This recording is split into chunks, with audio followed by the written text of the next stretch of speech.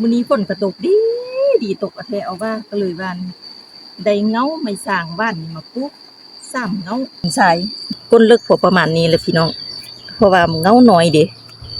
อันนี้ก็จะเป็นเงาน้อยเงาน้อยตาน้อยแล้วก็จะท่มพอประมาณนี้สบายดีมื้อนี้ใหญ่วิไลสิพาพ่อแม่พี่น้องมาปลูกหน่อไม้นี่ก็จะแม่นหน่อไม้สางหน่อสางหวานจะเป็นเงาพอประมาณนี้ต้นใหญ่หรือว่ากอใหญ่มันจะอยู่บ้านเนาะแล้วใหญ่วิไลจะเอาขยายพันธุ์มาปลูกอยู่ให้อยู่นาอยู่สวนโดยเฉพาะแล้วก็แม่นอยู่สวนข้าวโพดสาลีมื้อนี้ฝนก็ตกดีดีตกอะแท้เอาว่าก็เลยว่าได้เงาไม้สร้างบ้านนี่มาปลูก3เงาเอ้ามาเบิ่งวิธีปลูกก็จะก้นลงลึกๆแต่ก้นลึกพอแต่ว่ามันท่วมอันนี้นี่ดอกพี่น้องก็จะท่วมอันนี้นี่ก็พอ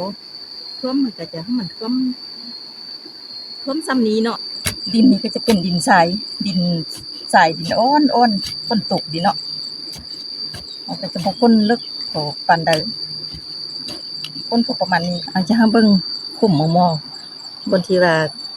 ก้นปลูกเงาหน่อไม้สร้างบ้านก็สิก้นซ้ำนี้เอาเฮาเบิ่งมอๆก่อนคุ้มที่ว่าจะปลูกเงาหน่อไม้สร้างบ้านเดี๋ยวพี่น้องก็สิว่าเลิกซ้ำเด้อตื่นซ้ำเด้อก็สิก้นเลิกพอประมาณนี้แหละพี่น้องเพราะว่าเงาน้อยเด้อันนี้ก็จะเป็นเงาน้อยตาน้อยแล้วก็จะท่มซ้ำนี้ก็เรียบร้อยพี่น้องเอาหยังมาตำเอาดำเสียมหรือว่าดำแวงมาตำให้มันแน่นๆเพื่อว่ามันจะขึ้นไปกันถ้าตำบ่แน่นนี่เวลาแดดมานี่มันจะแห้วเด้มันจะบ่ขึ้นง่ายมันจะบ่แตกหน่อขึ้นง่ายเด้บางที่บางห้างของคุ้มจะเอาเสียมนี่แทกเอาเสียมนี่ก็สิประมาณเม็ดกว่าๆแล้วก็จะแทกเอา3คันเสียมได้ประมาณนี้ก็บ่ถ้าว่าจะปลูกห้างหรือว่าปลูกที่ว่าจะปลูกเงาหน่อไม้บ่ว่าจะหน่อไม้หยังเนาะเฮาก็ต้องว่าปลูกยามนี้ระหว่างเดือน5เดือน6คันถ้าว่าจะปลูกยามแล้งก็ต้องปลูกระหว่างเดือน3 5เดือน4นี่ก็แต่ว่าเฮาต้องได้รดน้ำเด้ได้บัวระบัดได้รดน้ำอันนี้ก็จะปลูกพอประมาณนี้เพื่อว่าเฮาต้องเฮ็ดตัวนี้หลุบลงหน่อยนึงเพื่อว่าบัดว่ามันแดดมาเนาะตอนที่ว่ามันบ่ทันแตกหน่อบัดมันแดดเฮาก็จะต้องได้ตักน้ำมารดซะก่อนคันถ้าว่าฝนดินปกติแท้เฮาก็จะบ่ได้รดน้ำเราจะเอาดำเสียมนี่แดกๆต่ำๆอันนี้เพื่อว่าให้มันแน่นแล้วก็สิประมาณอาทิตย์นึงแล้วก็จะเห็นหน่อแตกขึ้นมานี้มื้อนี้ก็สิได้ปลูกแต่3เงานี่แหละเพราะว่าขุดเอาเงามันมาปลูกหันได้3เงาบางที่บางห้างก็จะเอาดำเสียมนี่กะเอาดีพอดี3ดำพอดี3ซั่วสุดซั่วคันเสียมนี่พอดี3ซั่วคันเสียมนี้เนาะก้นคุ้มปลูกเงาหน่อไม้สร้างบ้านนี่คันถ้าว่ามันเงาใหญ่เนาะเงาใหญ่หรือว่าตาใหญ่ก็จะต้องได้ก้นลึกๆคันว่าเงาน้อยๆก็สิก้นพอประมาณนี้แล้วก็เอาเงานี่มาลงกระท่อมอันนี้ก็สิแตกขึ้นไหวอยู่เพราะว่ามันมีหน่อน้อยนึงแล้วเด้ท่อมนั่นนี่แล้วก็เอาดำเสียมมาแดกๆต่ำๆซ้ำนี้ก็เรียบร้อยวิธีปลูกหน่อไม้สร้างบ้านของค่อยซ้ำนี้ก็เป็นอันว่าเรียบร้อยถ้าติดตามเบิ่งว่าอาทิตย์นึงมันจะแตกหน่อซ้ำใดแล้วใหญ่วิไลจะมารีวิวให้พ่อแม่พี่น้องได้เบิ่งได้ชมอีกเนาะซ้ำนี้ก็เป็นอันว่าเรียบร้อยวิธีปลูกเงาหน่อสร้างบ้าน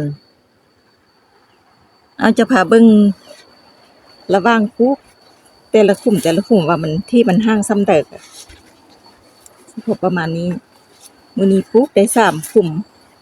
เพราะว่าคนเหงาเนาะสร้างบ้านมาได้3กลุ่มเดะปลูกก็จะปลูกตามป่าสาลี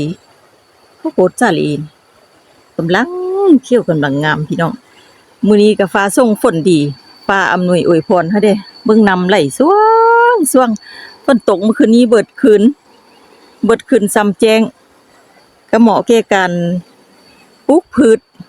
ปลูกเครื่องปลูกของยามนี้ยามฟ้ายามฝนนี่เนาะเดือน5เดือน6นี้พ่อแม่ประชาชนบ้านเพิ่นก็สิขนเครื่องขนของขนเหนียวปลูกลงมาปลูกอันนี้จะเป็นไผ่อันนี้นะนี่จะเป็นไผ่หยังก็ไผ่กินสุงหรือว่าไผ่ยักษ์นี่แหละหน่อยยาวอันนี้ค่อยปลูกได้2อาทิตย์แล้วเดะ2อาทิตย์แล้วก็สิได้พอประมาณนี้พี่น้องมันก็แตกหน่อแตกหยังแตกใบออกเขียวหุ่มขึ้นแล้วเดะพาไปเบิ่งอีกตึม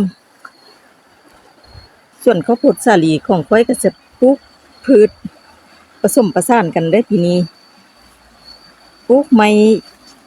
กินนอแล้วก็จะปลูกข้าวโพดสาลีเอามาฮอดนี้วิธีปลูกเงาเราสร้างบ้านของใหญ่วิไลมองม่อนก็ได้จบลงเพียงเท่านี้ถ้าว่าพ่อแม่พี่น้องเห็นว่าคลิปนี้เป็นประโยชน์ก็ฝากแชร์ต่อๆกันไปเด้อ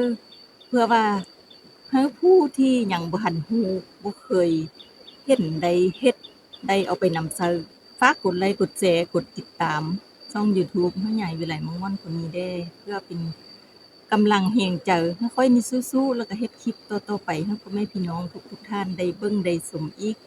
พอกันใหม่ในคลิปหน้าสำหรับคลิปนี้ลาลงไปเพียงเท่านี้บ๊ายบาย